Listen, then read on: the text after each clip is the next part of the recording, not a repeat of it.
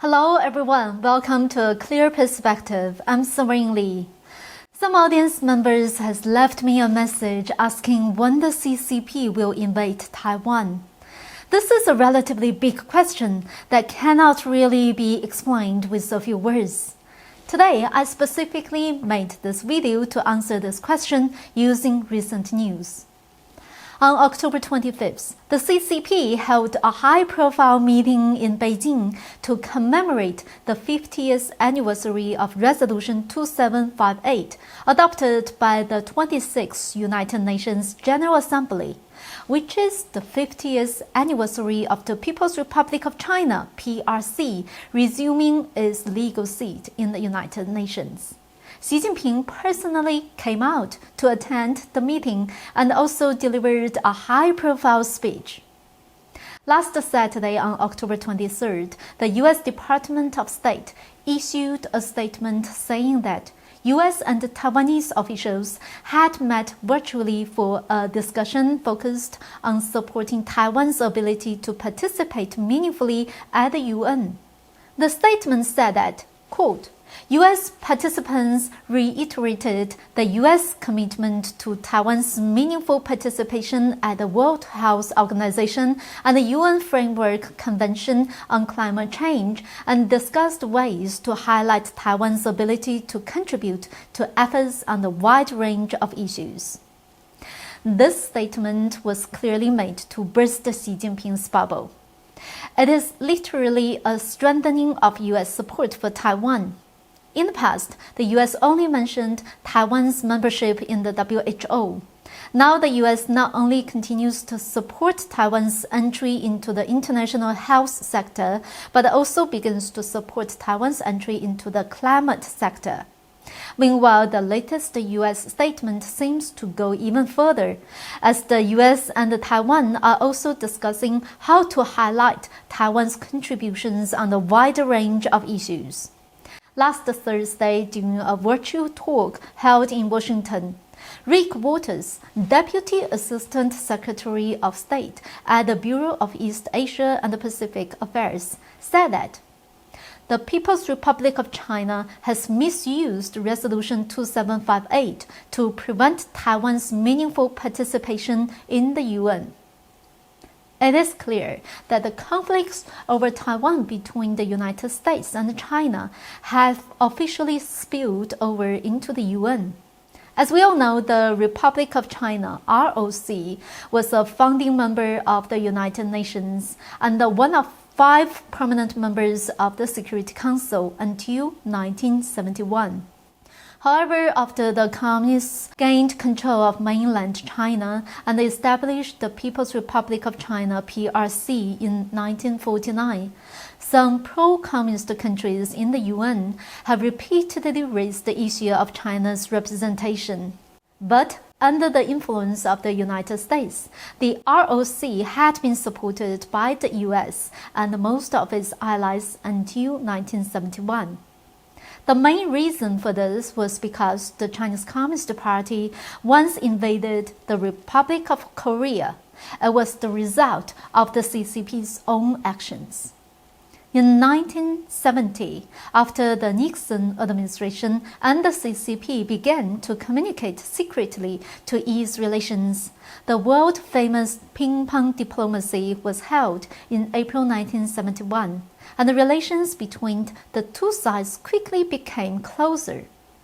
As a result, the United States made significant concessions to the Chinese Communist Party. On September 16, 1971, President Nixon publicly announced that the United States would vote to seat Beijing in the Security Council as well as the General Assembly of the United Nations. As a result, on October 25, 1971, the United Nations General Assembly passed Resolution 2758 to restore the rights of the People's Republic of China in Beijing as the only lawful representatives of China to the United Nations. On the next day, October 26, ROC President Chiang Kai-shek issued the message of President Chiang Kai-shek to the Chinese people, announcing its formal withdrawal from the United Nations. Looking back at this history, we can see that because of the United States concessions, Taiwan was forced to withdraw from the United Nations, and the Chinese Communist Party was able to steal its seat. At that time, the United States intended to unite with Communist China against the Soviet Union. This was its Cold War strategy. Of course, in my personal opinion, this strategy was a great failure. Also, during the Chinese Civil War from 1945 to 1949, the United States deliberately gave up its support for the ROC, leading the CCP to successfully occupy the mainland and forcing the ROC to retreat to Taiwan. Now, let's get back to the current situation across the Taiwan Strait. During the October 1st holiday in China, 150 Chinese military aircraft entered the air identification zone above Southwest Taiwan. This created an unprecedented tension in the Taiwan Strait. The world is speculating when Xi Jinping will invade Taiwan. And how will the United States respond? In my opinion, according to the general logic of dictatorship, it is unlikely that Xi Jinping will invade Taiwan before the 20th Party Congress held next year. I think only under one very special circumstance would Xi Jinping take the risk to attack Taiwan before the 20th Party Congress, and that would be if he cannot stay for a third term. This can make him take the desperate risk of attacking Taiwan. Only if the country is at war could the Congress be postponed. This can give him more time to knock down domestic opposition. If he could rule Taiwan by force, his reputation will be greatly boosted, and no one can stop him from his third term, even though it is unprecedented in recent history. There are institutional gray rules that would require the chairman of the party to serve only 2 5-year terms. However, Xi changed this rule. In other words, if he cannot handle domestic opposition through other means, the last and the strongest move would be to attack Taiwan. But for now, Xi Jinping has almost cleared out most of the hurdles for his third term. In addition, the 6th plenary session of the 19th Chinese Communist Party's Central Committee will be held in Beijing from November 8th to 11th. That's less than 2 weeks from now. He is almost certain to pass the 3rd historical resolution of the CCP at the 6th plenum, establishing his position alongside Mao Zedong and Deng Xiaoping, and setting the foundation for his third term at the 20th Party Congress next year.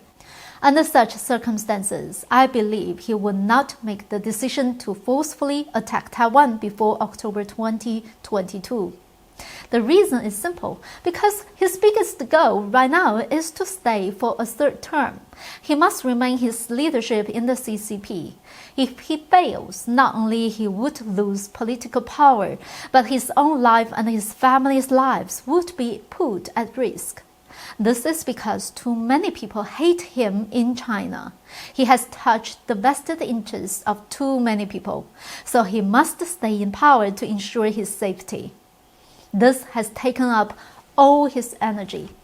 Not leaving the country for more than 600 days has shown how nervous he is and how intense the fighting is.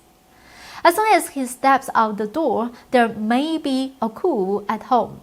But after the 20th Party Congress, if Xi Jinping is complacent and feels that time and power are both on his side, and that the so-called East is rising and the West is falling, will he take the risk to unify Taiwan as his historical mission? At that time, it will depend mainly on the attitude of the United States. In fact, I have already talked about this topic in previous episode. Xi Jinping, to a large extent, does not dare to attack Taiwan by force. The risk and the prices are just too high. Although he has been using force to deter and exert extreme pressure, what Xi Jinping is really planning is to make a deal with the US to get Taiwan in the same way the Taliban got Afghanistan.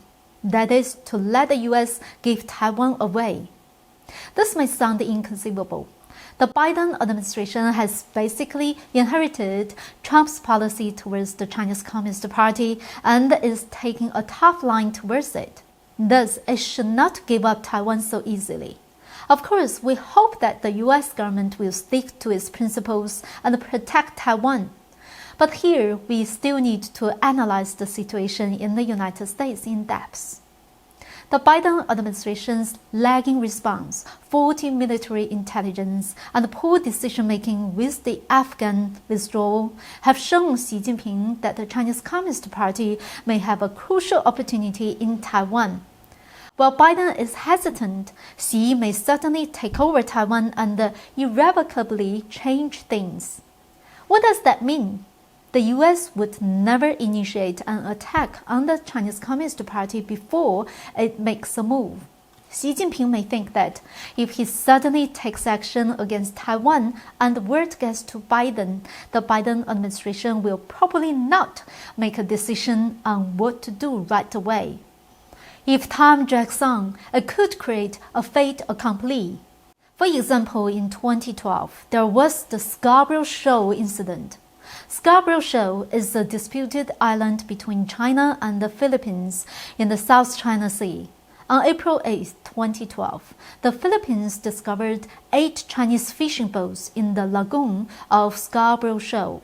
The Philippines sent warships to chase them away, while China sent marine surveillance ships and administrative fishery ships to block the Philippine Navy's actions. Later, both sides sent more fishing boats into the area. So what did the US do during the standoff? The United States and the Philippines had previously signed a mutual defense treaty, promising that either side would provide defense assistance to the other if needed. But despite this, the US allowed the Scarborough Shoal crisis to drag on for 2 months.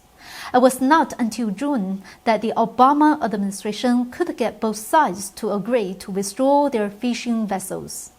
But only the Philippines complied. China did not.